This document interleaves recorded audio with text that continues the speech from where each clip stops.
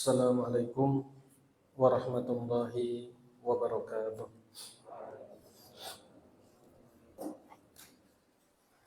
Innal hamdalillah nahmaduhu wa nasta'inuhu wa nastaghfiruh wa na'udzu billahi min shururi anfusina wa min sayyiati a'malina.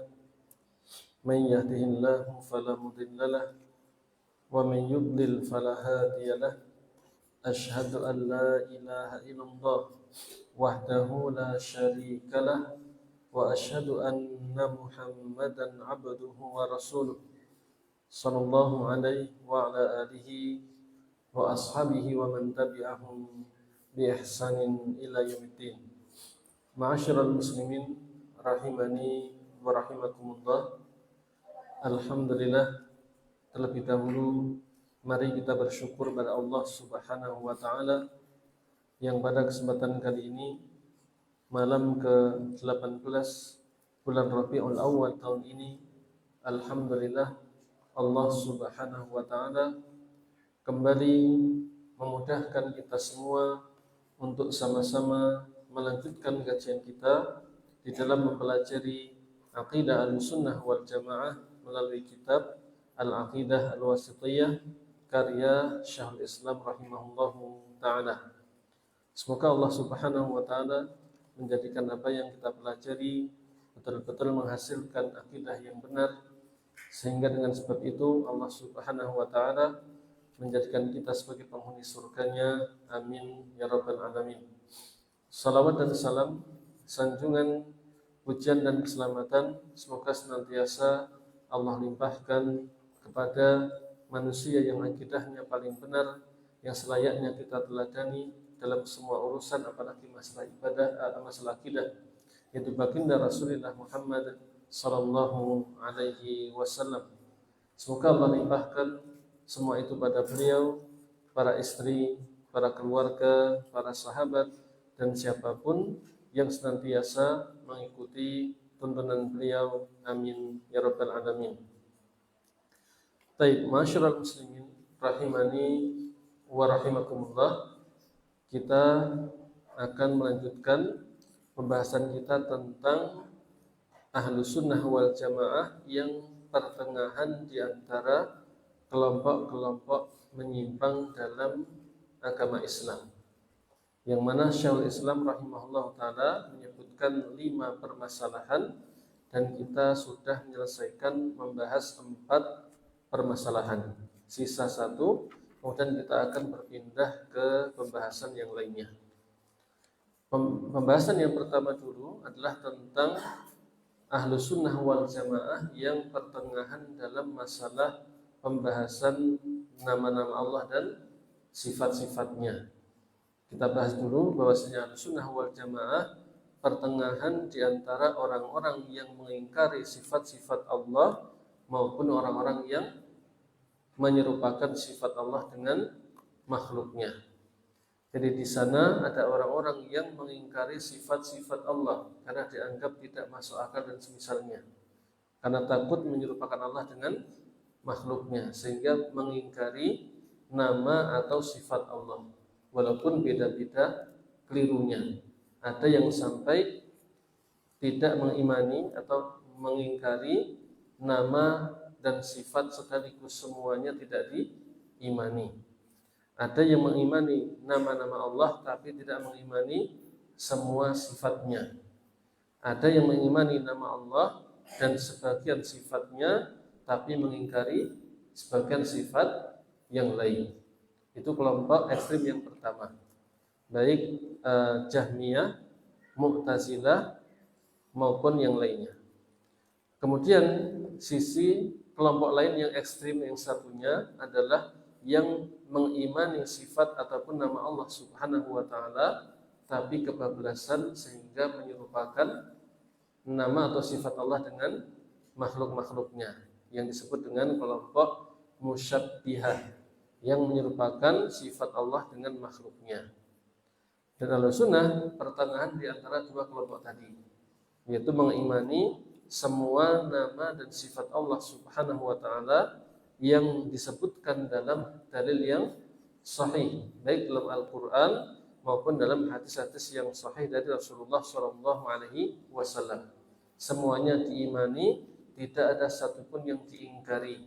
Semuanya diimani, tapi di saat mengimani tidak menyerupakan sifat Allah dengan makhluknya. Mereka menerapkan firman Allah Ta'ala, laisa kamitslihi syai' wa huwas sami'ul basir. Allah itu tidak serupa, tidak ada sesuatu pun yang serupa dengannya, dan Allah Maha mendengar lagi Maha melihat. Maka Ahlussunnah mengimani ayat ini, laisa kamitslihi syai', tidak ada sesuatu pun yang semisal dengan Allah. Maka Ahlussunnah tidak menyerupakan sifat Allah dengan sifat makhluknya. Tapi Allah juga mengatakan wa huwas sami'ul basir, dan Allah mendengar dan melihat. Maka Ahlussunnah juga mengimani semua sifat, bukan gara-gara Allah itu enggak serupa lalu ditiadakan semua sifatnya atau sebagian sifatnya. Intinya Ahlussunnah mengimani semua sifat-sifat Allah Subhanahu wa taala maupun namanya, tapi tetap mensucikan Allah dari menyerupai makhluk-makhluknya. Maka Ahlussunnah mengimani tanpa mengingkari, tanpa mengubah-ubah lafaz ataupun makna dalil-dalil, dan tidak menyerupakan Allah dengan makhluknya, bahkan sekedar mereka-reka bagaimanapun tidak melakukannya. Karena kita tidak bisa sampai sekedar dengan akal kita. Semuanya butuh dalil dari Allah atau Rasulnya. Itu sekedar mengingatkan kembali tentang pembahasan yang lampau. Pembahasan yang kedua yang telah lalu juga adalah bahwasanya Ahlussunnah wal Jamaah pertengahan di antara kelompok-kelompok yang ekstrim dalam masalah perbuatan Allah, atau dengan bahasa lain dalam masalah takdir. Kelompok yang pertama yang mereka menetapkan takdir, mengimani adanya takdir, tapi berlebihan sehingga sampai meyakini makhluk-makhluk ini atau hamba-hamba Allah tidak punya kehendak sama sekali.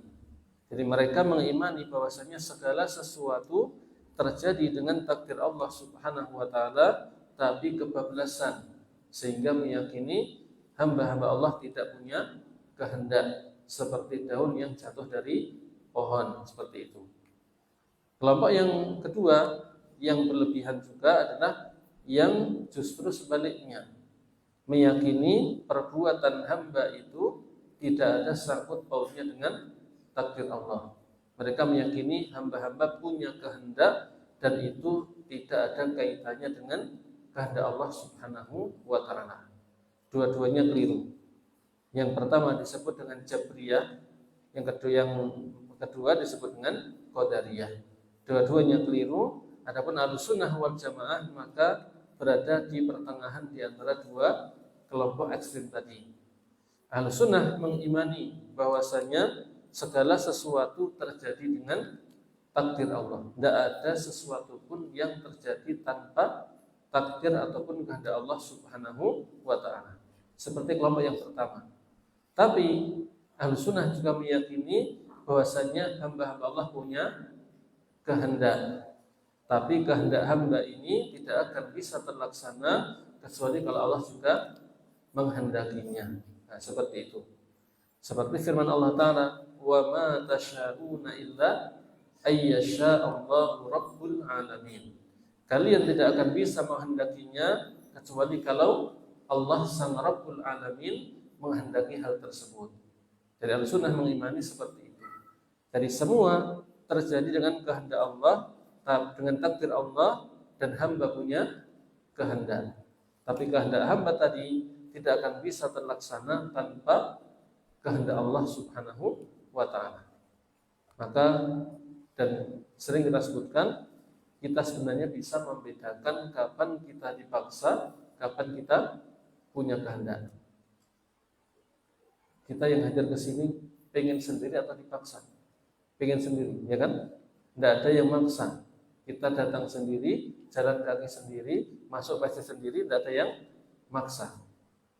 Tapi itu nggak akan mungkin terjadi kalau Allah tidak menghendakinya. Seperti itu.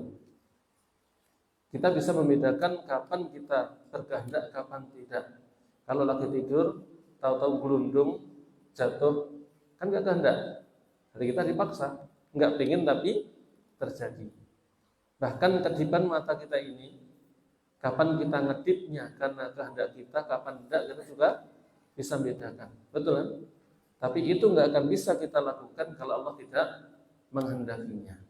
Nah, jadi Ahlussunnah mengimani seperti itu.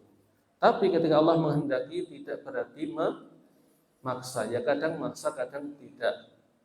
Tapi dalam hal-hal yang itu terkait perintah dan larangan syariat, maka Allah memberikan kita kehendak, silahkan pilih ini atau itu. Allah merintah kita untuk sholat, maka kita punya pilihan, punya kehendak mau sholat atau tidak. Tapi kita sholat atau tidak itu tidak akan keluar dari kehendak Allah. Kita tidak mungkin bisa sholat kalau Allah tidak mengizinkan.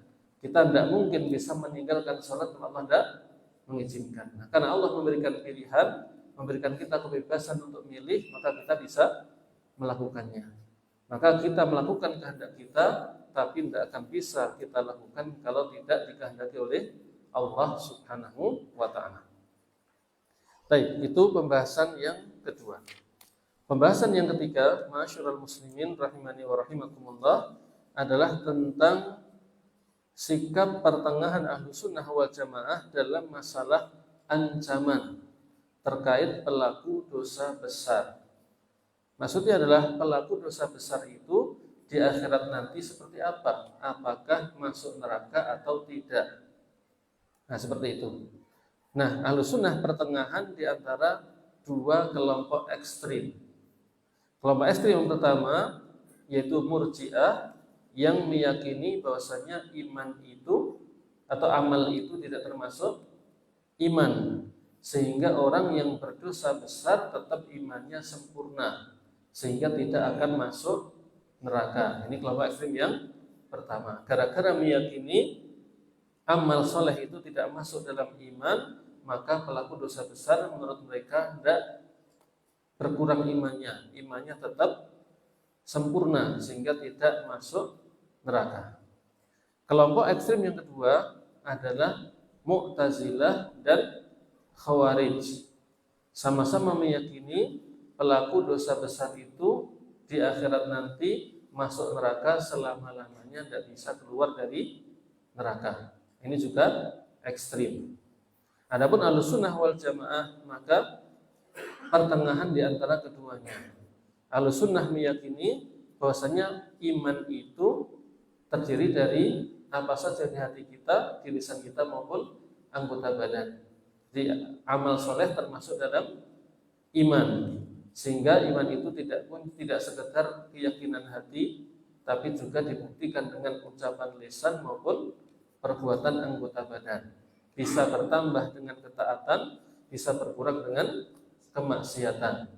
Sehingga pelaku dosa besar menurut Ahlussunnah imannya turun, tapi bukan berarti hilang imannya. Tidak seperti Murji'ah yang meyakini imannya tetap sempurna, tidak juga seperti Khawarij dan Mu'tazilah yang meyakini mereka masuk neraka selama-lamanya. Ahlussunnah meyakini pelaku dosa besar selama masih meyakini itu dosa tidak boleh dilakukan, maka masih ada imannya, cuman berkurang. Sehingga di akhirat nanti tergantung kehendak Allah Subhanahu wa ta'ala. Kalau Allah berkehendak untuk menghukum, akan dihukum masuk neraka, tapi masih akan dimasukkan dalam surga karena imannya masih. Tapi kalau Allah berkehendak mengampuninya, tidak dihukum sama sekali juga bisa saja, karena Allah Maha Rahim. Allah berfirman di surat An-Nisa ayat 48 dan 116, Innallaha la yaghfiru ayyushraka bihi. Allah tidak berkenan mengampuni dosa syirik akbar. Wa yaghfiru ma duna dzalika liman yasha. Dan Allah masih berkenan mengampuni dosa yang tingkatannya di bawahnya. Berarti yang syirik akbar, kufur akbar dan semisalnya pembatal-pembatal Islam itu, ini yang tidak diampuni. Kalau meninggal belum tobat, maka tidak akan pernah masuk surga, tapi masuk neraka selama-lamanya. Naudzubillah. Tapi kalau masih muslim, imannya masih ada, masih sah, walaupun pelaku dosa besar, Allah masih berkenan mengampuninya. Liman yasha, bagi siapa yang dikehendakinya. Berkenan, tapi siapa? Tidak tahu. Yang jelas Allah masih berkenan mengampuninya. Berarti tergantung kehendak Allah. Kalau Allah berkehendak masih diampuni, kalau tidak dihukum, tapi tetap masuk surga pada akhirnya. Walaupun demikian, sering saya ulang-ulang, kita tidak boleh menyepelekan dosa. Kita tidak tahu siapa yang diampuni, siapa yang tidak. Di neraka itu bukan perkara ringan, panasnya luar biasa, maka tidak pantas kita menyepelekan. Baik, itu pembahasan yang ketiga. Pembahasan yang keempat, yang terakhir kemarin, masyarul muslimin rahimani wa rahimakumullah, masih tentang pelaku dosa besar. Kalau tadi Ahlussunnah pertengahan dalam masalah pelaku dosa besar di akhirat bagaimana? Apakah masuk neraka atau tidak? Kalau yang pembahasan keempat ini tentang di dunia. Di dunia disebut apa? Masih muslim atau kafir? Nah, Ahlussunnah pertengahan di antara kelompok yang sama yang tadi disebutkan. Nah, menurut Murji'ah di dunia orang-orang yang melakukan dosa besar masih mukmin yang sempurna imannya. Karena menurut mereka amal soleh tidak masuk dalam pembahasan iman. Menurut Khawarij, orang pelaku dosa besar di dunia kafir, tidak muslim lagi. Makanya di akhirat masuk neraka selama-lamanya menurut mereka. Menurut Mu'tazilah, tidak kafir, tidak muslim. Di manzilah bainal manzilatain, di suatu posisi di antara dua posisi. Jadi di antara muslim dan kafir. Jadi tidak muslim, tidak kafir, tapi keluar dari Islam tapi tidak masuk kafir. Jadinya apa? Nah, itu ngarang sendiri. Di Islam tidak ada seperti itu sebenarnya. Kalau tidak muslim ya kafir. Tapi menurut Mu'tazilah tidak muslim, tidak kafir, di antara dua posisi. Tapi ini aneh. Kalau tidak muslim, tidak kafir, kuburannya di mana? Berarti nggak dikubur di kuburan kaum muslimin, nggak dikubur di kuburan orang-orang kafir. Mau dikubur di mana? Nggak ada.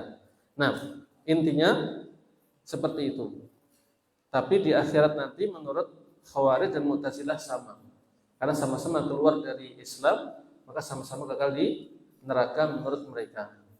Adapun menurut Ahlussunnah wal Jamaah, maka pelaku dosa besar selama masih meyakini itu dosa besar, jadi tidak menghalalkan dosa besar tersebut, imannya masih ada. Jadi masih mukmin tapi naqisul iman, imannya kurang.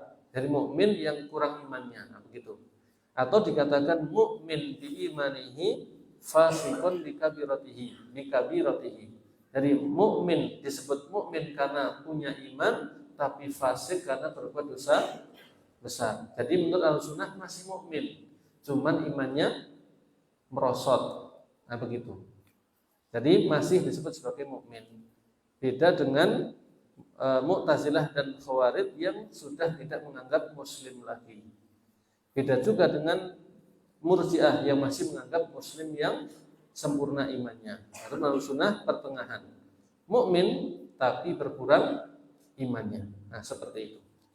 Ahlussunnah kok bisa pertengahan?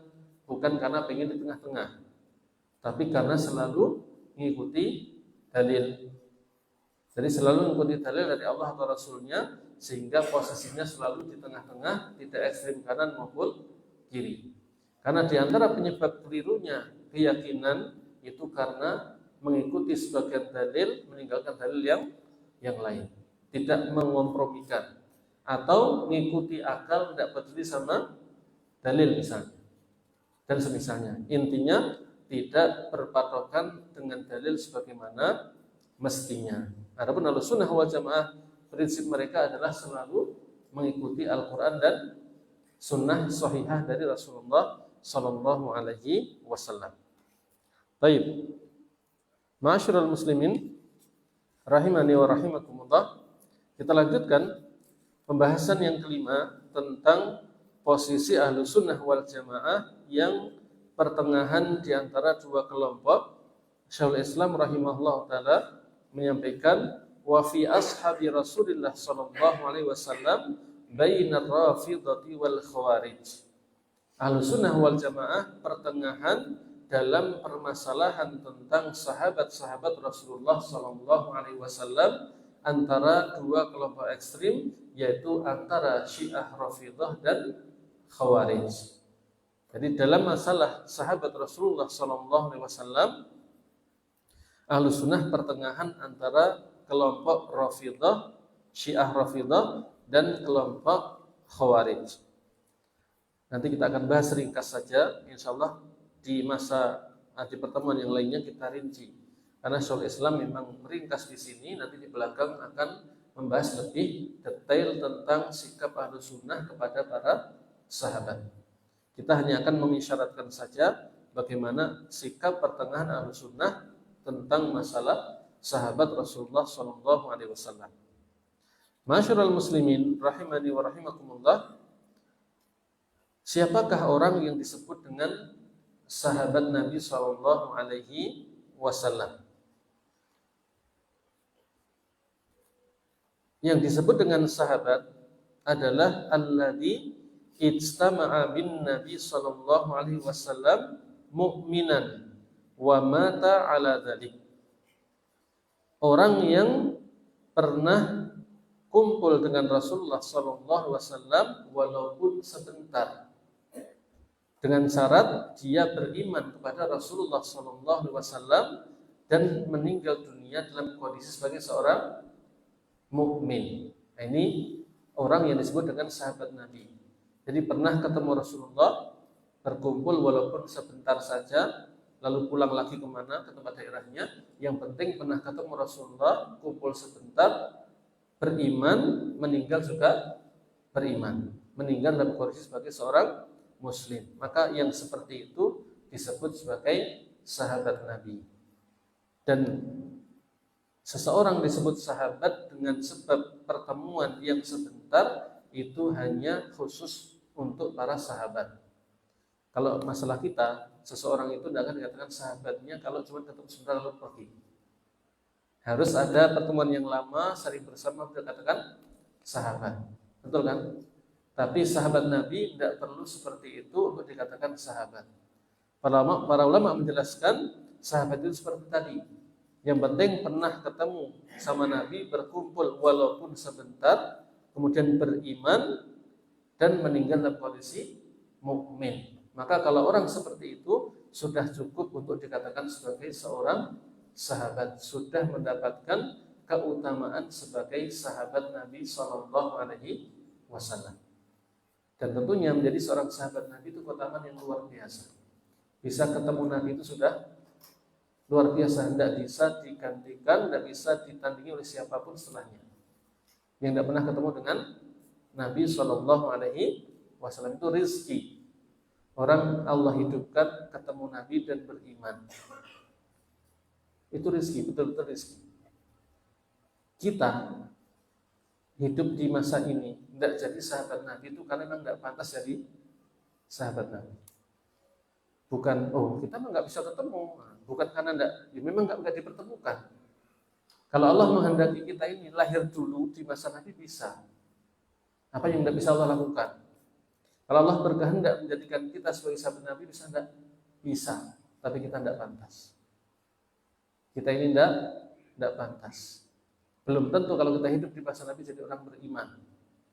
Jangan-jangan jadi pengikutnya Abu Jahal. Ya kan? Mau di masa ini saja ada hal-hal yang buruk gampang ikut. Ya toh? Apalagi di masa Nabi, jangan-jangan terkompor-kompori oleh Abu Jahal lalu tidak beriman. Maka kita ini tidak jadi sahabat Nabi memang tidak pantas. Karena Allah bisa untuk menjadikan kita jadi sahabat Nabi, tapi tidak berkenan melakukan itu.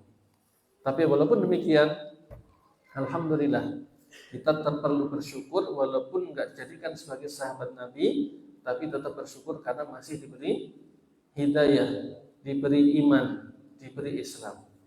Karena orang yang hidup di masa Nabi saja ada yang tidak beriman. Bukan hanya orang, bahkan keluarga Nabi, paman Nabi sendiri yang paling dicintai Rasulullah yaitu Abu Thalib pun tidak beriman. Padahal orang yang paling dekat dengan Rasulullah Shallallahu Alaihi Wasallam. Bahkan ada bapak Nabi, misalnya bapaknya Nabi Ibrahim, bapaknya Nabi, tidak jadi orang beriman. Ada istri Nabi Lut, ya kan, tidak mau beriman. Istri Nabi Nuh juga tidak mau beriman. Ada anak Nabi, putra Nabi Nuh tidak mau beriman. Padahal keluarga Anbiya wal Mursalin. Tapi kita tidak pernah ketemu, alhamdulillah, tapi bisa atau diizinkan jadi orang yang beriman. Itu nikmat yang perlu kita syukuri walaupun tidak dijadikan sebagai seorang sahabat Nabi. Tapi alhamdulillah masih Allah izinkan menjadi seorang muslim. Semoga Allah tetapkan kita terus dari seorang muslim hingga meninggal dunia, diwafatkan dalam kondisi husnul khatimah. Allah jadikan penghuni surganya, amin ya rabbal alamin. Baik, ma'asyiral muslimin rahimani wa rahimakumullah. Dan sering saya sebutkan di berbagai kesempatan, kalau kita ingat ini, kita juga pantas selain bersyukur pada Allah Subhanahu wa taala, pantas untuk bersyukur pada orang tua kita. Karena di antara sebab keislaman kita adalah Islamnya orang tua. Bayangkan kalau orang tua kita Nasrani, belum tentu kita muslim, ya kan? Bahkan seandainya pun bapak kita muslim, ibu kita Nasrani misalnya, belum tentu kita ikut bapak, jangan ikut ibunya. Tapi alhamdulillah di antara sebab karena bapak ibu kita muslim, biidznillah, dengan izin Allah kita masih sebagai seorang muslim. Walaupun ya seringkali yang muslim sejak lahir itu Islamnya pas-pasan, karena sudah Islam sejak lahir. Itu yang perlu kita tingkatkan. Bagaimana kita semangat mensyukuri keislaman kita dengan mempelajari Islam lebih rajin agar kualitas keislaman kita lebih bagus. Tidak hanya pas-pasan, yang penting Islam. Nah, baik, masyarul muslimin rahimani wa rahimakumullah. Jadi sahabat adalah orang yang ketemu, berkumpul dengan Nabi SAW walaupun sebentar, tapi dengan syarat dia iman pada Rasulullah dan meninggal dalam kondisi mukmin. Nah, maka orang seperti itu masuk dalam kategori sahabat Rasulullah SAW. Dan Ahlussunnah wal Jamaah pertengahan di antara tadi Rafidhah dan Khawarij. Kalau orang Rafidhah, orang Syiah Rafidhah, mereka mengkafirkan mayoritas sahabat. Jadi hampir semuanya kecuali sedikit saja maka dikafirkan oleh para Rafidhah. Padahal Allah sendiri sudah memuji-muji para sahabat radhiyallahu anhum wa radu anhu. Dalam berbagai ayat Allah berfirman seperti itu. Allah meridai mereka dan mereka pun ridha pada Allah. Ini berita yang luar biasa. Berita langsung dari Allah bahwasanya Allah ridha kepada para sahabat. Nah, pantaskah orang yang Allah ridhai kemudian kita katakan kafir? Nah, tidak pantas. Allah yang memuji mereka sendiri masuk dikafirkan. Nah, orang-orang Rafidhah mengkafirkan, menganggap banyak atau mayoritas sahabat-sahabat Rasulullah SAW itu murtad, termasuk Abu Bakar, Umar, Utsman, itu dianggap murtad. Padahal menurut ahli sunnah manusia-manusia yang paling mulia setelah Rasulullah SAW di kalangan umat ini. Ahli sunnah sepakat manusia terbaik setelah Rasulullah SAW adalah Abu Bakar, kemudian Umar, kemudian setelah itu sempat ada khilaf di kalangan ulama, apakah Utsman dulu atau Ali dulu. Ini tentang masalah keutamaan. Tapi tentang masalah kekhalifahan, maka para ulama sepakat, ya khalifahnya Abu Bakar dulu, lalu Umar, Utsman, lalu Ali. Jadi para ulama sepakat kalau masalah khalifah ya sah seperti itu, sesuai dengan yang terjadi. Semuanya sah. Abu Bakar, lalu Umar, Utsman, lalu Ali. Adapun masalah keutamaan, maka sempat terjadi perbedaan pendapat setelah Abu Bakar dan Umar. Siapa yang paling utama? Apakah Utsman atau Ali?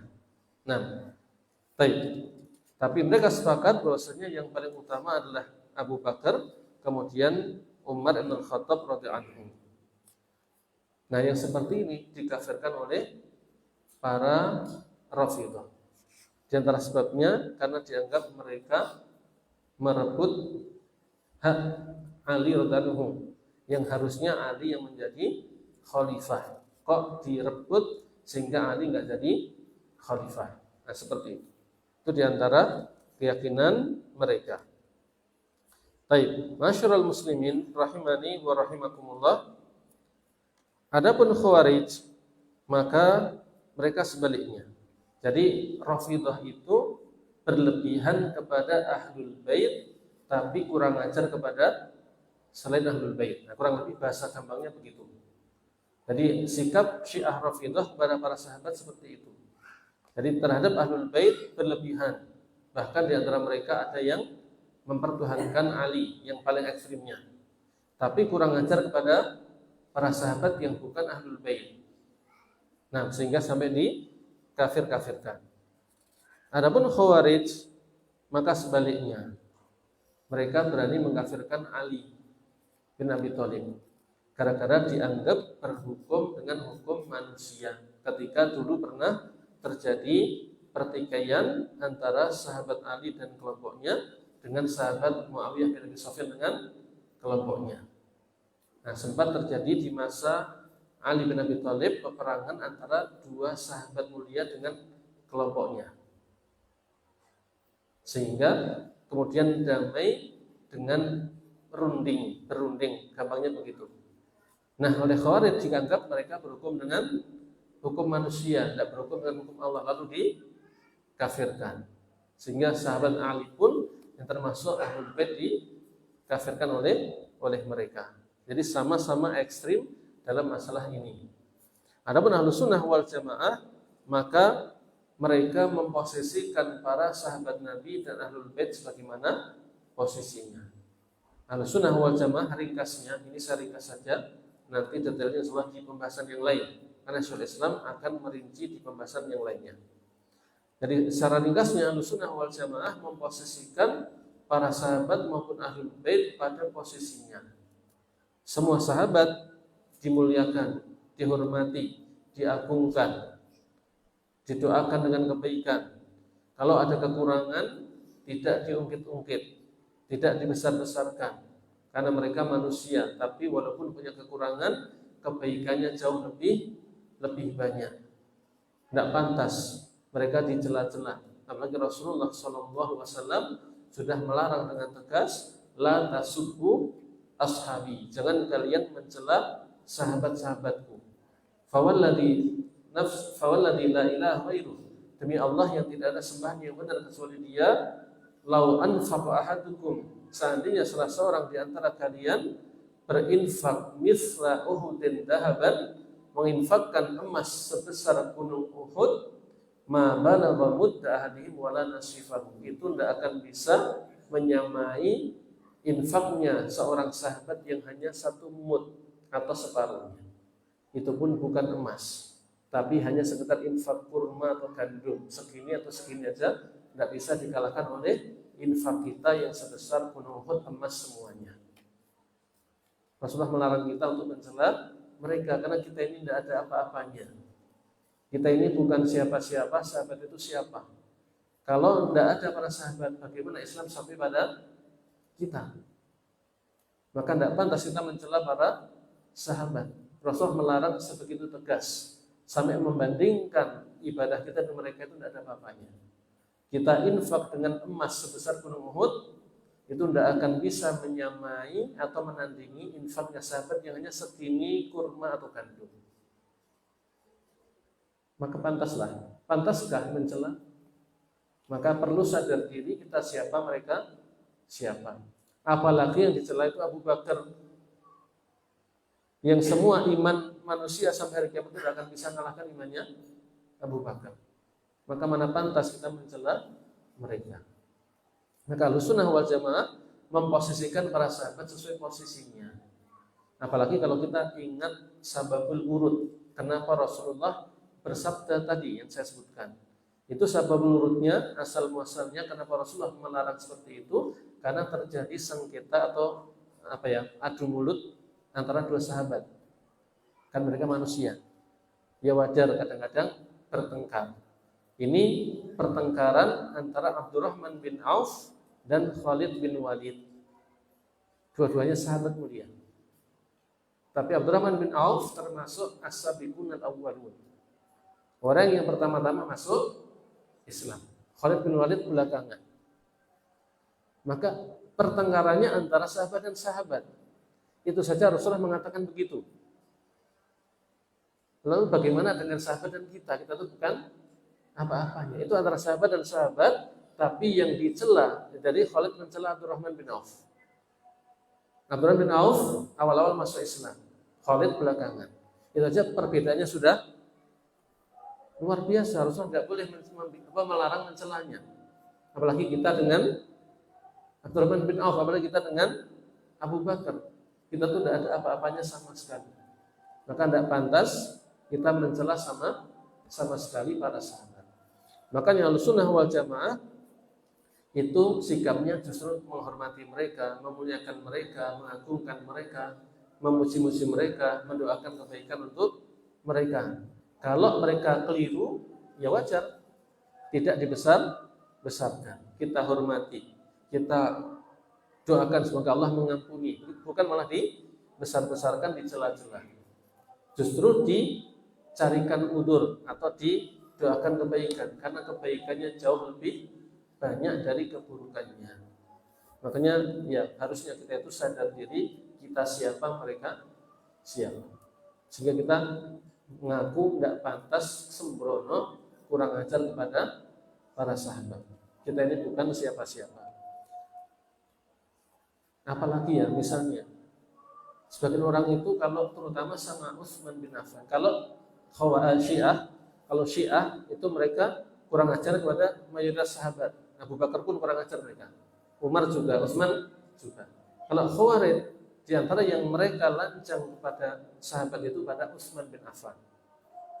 Utsman itu yang kurang ajari sama Khawarij. Makanya mereka memberontak pada Utsman. Saya itu kadang-kadang nggak habis pikir. Lah Utsman itu siapa? Bukankah beliau menantu Rasulullah SAW? Bahkan Rasulullah menjadikan beliau menantu 2 kali. Bahkan kalau punya putri yang lain dinikahkan lagi, tapi tidak ada putri yang lain. Yang seperti ini masih dicela. Kita menantunya siapa? Ya, nah beliau menantunya Rasulullah SAW. Ya, Rasul ridho pada beliau sampai menikahkan 2 kali dengan putrinya.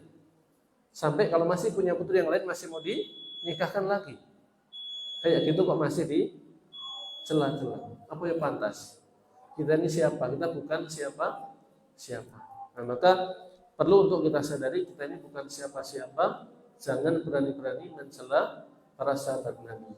Karena Rasulullah betul-betul melarang kita dari hal tersebut. Dan hati-hati kalau membaca kitab-kitab sejarah, terutama tentang sejarah Nabi. Seringkali penulis kitab itu kalau bukan akidahnya bagus, maka kalau berbicara tentang Utsman kurang ajar. Kalau berbicara tentang Muawiyah bin Abi Sufyan kurang ajar. Padahal mereka adalah sahabat Rasulullah SAW.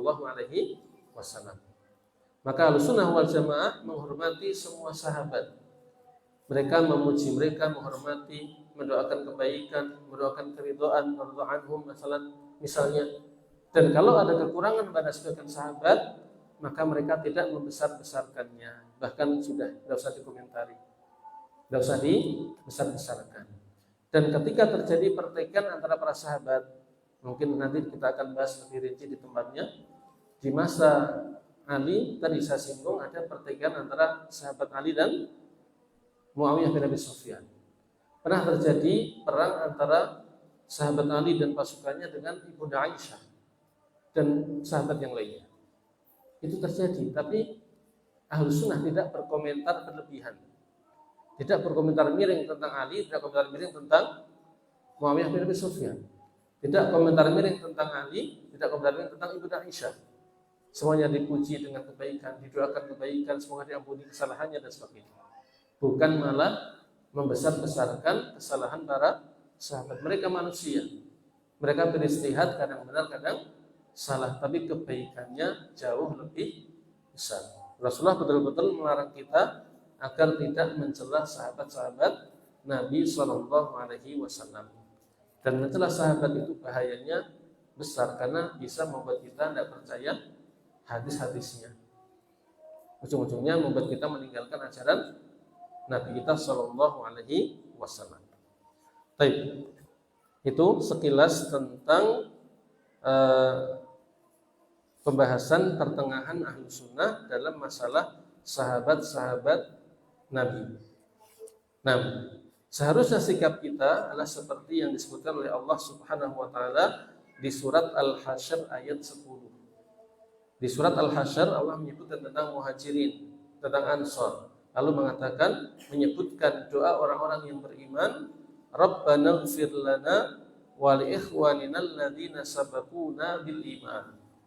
Wahai pencipta kami, ampunilah dosa kami dan juga saudara-saudara kami seiman yang telah mendahului kami, termasuk para sahabat.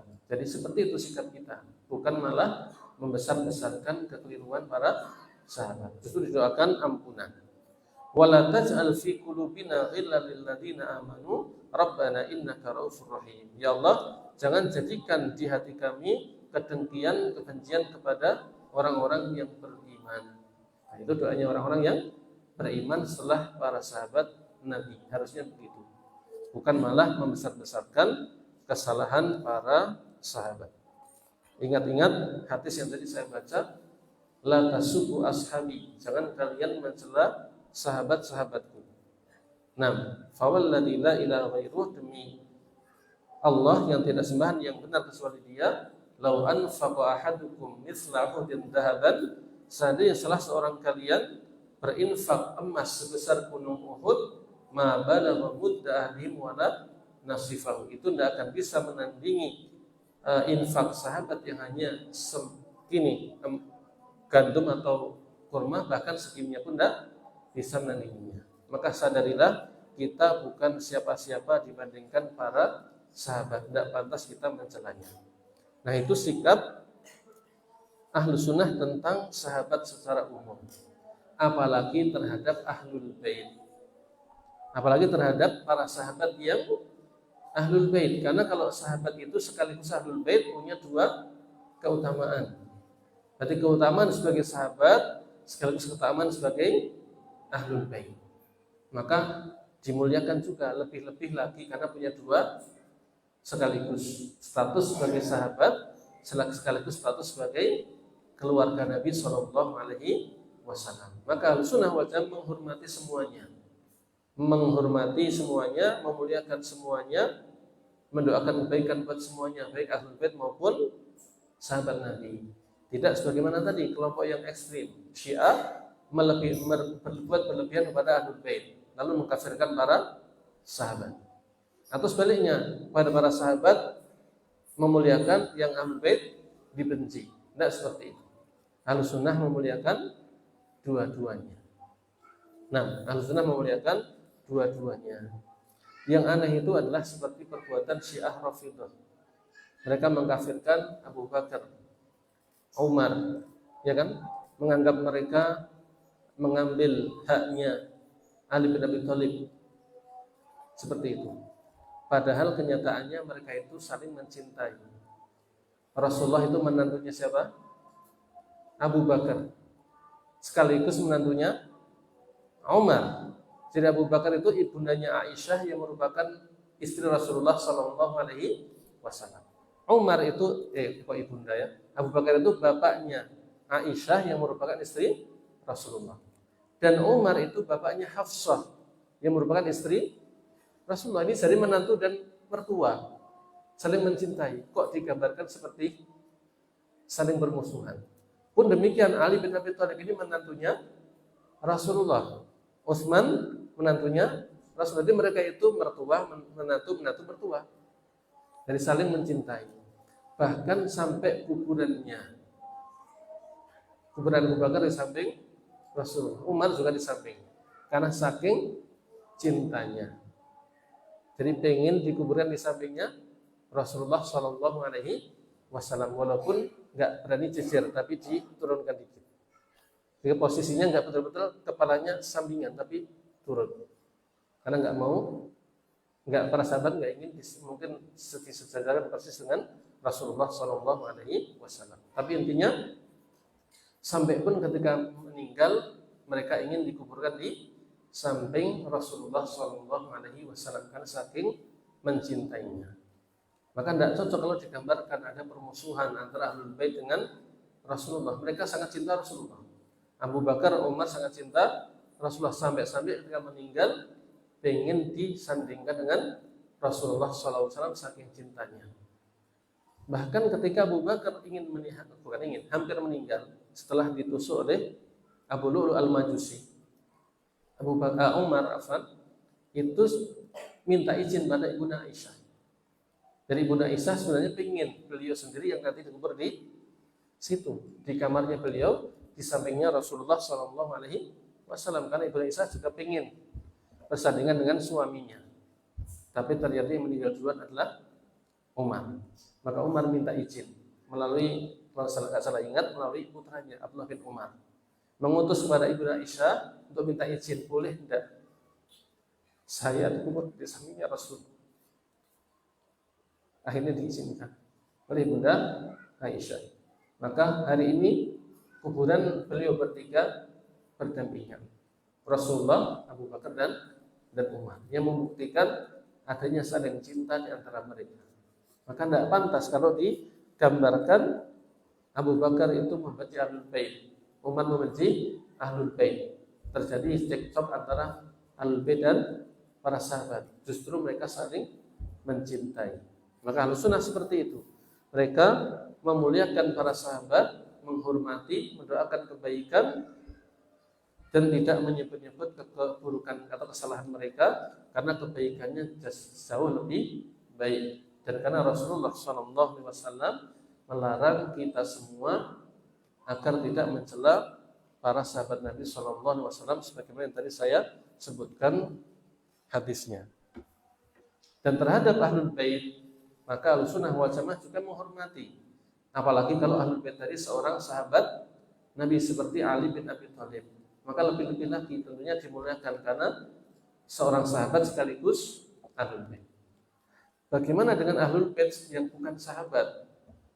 Ada Ahlul Bait tapi zaman sekarang. Ya kalau betul-betul Ahlul Bait ya kita muliakan. Karena sebagai Ahlul Bait walaupun bukan sahabat Nabi. Tapi kedudukan sebagai Ahlul Bait tidak semata-mata menjadikan dia sebagai orang yang bertakwa. Takwa atau tidak tergantung perbuatannya. Kalau betul-betul Ahlul Bait tapi ternyata menyelisihi aturan Rasulullah, justru kurang ajar tingkahnya pada Allah dan Rasulnya, ya walaupun Ahlul Bait ya beda. Tentunya cinta kita kepadanya sebatas kedudukan Ahlul Bait tapi kurang jauh karena bukan orang yang takwa, misalnya begitu. Apalagi kalau sekedar ngaku-ngaku, ternyata beda lagi urusannya. Nah, tapi intinya Ahlussunnah wal Jamaah seperti itu sikapnya kepada para sahabat dan Ahlul Bait. Semuanya dihormati, semuanya dicintai, semuanya dimuliakan, dan tidak mengorek-orek kekurangan mereka. Jadi karena sahabat ya orang yang mulia, tadi sudah kita sebutkan. Dan Ahlul Bait, kalau seorang sahabat punya dua kedudukan sekaligus, seorang sahabat sekaligus Ahlul Bait. Tapi kalau Ahlul Bait setelah masa Rasulullah SAW, sehingga bukan seorang sahabat, ya berarti kita hormati karena sebagai Ahlul Bait. Kalau betul-betul Ahlul Bait. Tapi status sebagai Ahlul Bait tidak otomatis menjadikannya sebagai orang yang mulia di sisi Allah Subhanahu wa Ta'ala. Karena yang menjadi patokan dia mulia atau tidak di sisi Allah bukan status nasabnya, tapi inna akramakum indallahi atqakum. Sesungguhnya orang yang paling mulia di sisi Allah adalah orang yang bertakwa. Jadi yang paling penting itu takwanya, bukan sekedar nasabnya. Walaupun nasab sebagai keturunan Rasulullah atau keluarga Rasulullah yang menjadikan dia terhormat, kita hormati gara-gara itu. Tapi itu enggak berguna kalau tidak bertakwa. Karena yang paling penting adalah takwa atau tidak. Tapi tetap kita hormati kalau betul-betul Ahlul Bait. Tapi kita nggak berlebihan. Gara-gara Ahlul Bait semua kata-katanya dipakai, enggak juga. Gara-gara Ahlul Bait kita bertabaruk dengannya, misalnya enggak juga. Maka kita lakukan sebagaimana mestinya, sesuai kedudukannya, kita hormati karena dia Ahlul Bait, tapi ya sebatas itu. Kalau dia beriman takwa, nah kita cintai karena ketakwaannya, sehingga kita cintai karena iman dan takwanya sekaligus karena statusnya sebagai Ahlul Bait. Kalau Ahlul Bait tapi nggak bertakwa atau apalagi malah kafir, ya tidak urusan lagi. Kita hanya menghormati sebagai Ahlul Bait tapi tidak mencintai karena kekufurannya, seperti itu. Nah, karena yang paling penting adalah takwa dan imannya, bukan sekedar statusnya sebagai Ahlul Bait. Apalagi kalau tadi sekedar ngaku-ngaku, maka apalagi terbukti bohong, beda lagi. Maka yang kita bahas adalah orang yang betul-betul Ahlul Bait Rasulullah Shallallahu Alaihi Wasallam. Baik, insyaallah kita akan membahas lebih rinci tentang sikap Ahlussunnah kepada para sahabat, termasuk dalil-dalilnya, insyaallah di pembahasan yang lain ketika Syekhul Islam rahimahullah taala membahas hal tersebut secara lebih rinci. Nah, di sini kita hanya meringkaskan saja karena beliau memang sedang meringkas, sedang intinya ingin membahas bahwasanya Ahlussunnah pertengahan di antara dua kelompok dalam masalah sahabat-sahabat Nabi. Ada dua kelompok ekstrim. Ada yang berani mengkafirkan para sahabat dan berlebihan kepada Ahlul Bait, ada yang sebaliknya, kurang ajar pada Ahlul Bait. Nah, intinya para Ahlussunnah wal Jamaah tidak seperti itu. Mereka menghormati dua-duanya, baik Ahlul Bait maupun para sahabat. Bahkan memuliakan, menghormati, mendoakan kebaikan, tidak membesar-besarkan kesalahan mereka, bahkan semuanya dihormati. Baik. Nah, baik, itu tentang Ahlul Bait dan para sahabat Nabi Sallallahu Alaihi Wasallam. Baik. Di pertemuan selanjutnya kita nantinya akan pindah ke bab lain dulu. Jadi kita tidak melanjutkan pembahasan tentang sahabat Nabi, itu akan datang di pembahasan lain nantinya. Tapi Syekhul Islam rahimahullah taala akan berpindah ke masalah sifat-sifat Allah lagi. Jadi seperti itu. Kita mengikuti urutannya pembahasan Syekhul Islam. Jadi di pertemuan berikutnya kita akan kembali membahas tentang sifat-sifat Allah secara detail untuk beberapa pembahasan. Di antaranya tentang ma'iyatullah, tentang kebersamaan Allah dengan makhluknya, dikaitkan dengan pembahasan Allah di atas arsy-Nya, bagaimana mengkompromikannya. Karena menurut kalau kita tidak paham, seolah-olah ketika dikatakan Allah bersama makhluknya itu sepertinya tabrakan dengan status Allah yang di atas arsy-Nya. Padahal sebenarnya tidak ada tabrakan sama sekali. Nah, insyaallah akan kita bahas di pertemuan berikutnya sebagaimana pembahasan detailnya dari Syekhul Islam rahimahullahu ta'ala. Baik, mungkin itu yang bisa disampaikan pada pertemuan kali ini. Insyaallah kita lanjutkan di pertemuan berikutnya. Jazakumullahu khairan wa sallallahu nabiyana Muhammad wa ala alihi wa sahbihi wasallam. Assalamualaikum warahmatullahi wabarakatuh.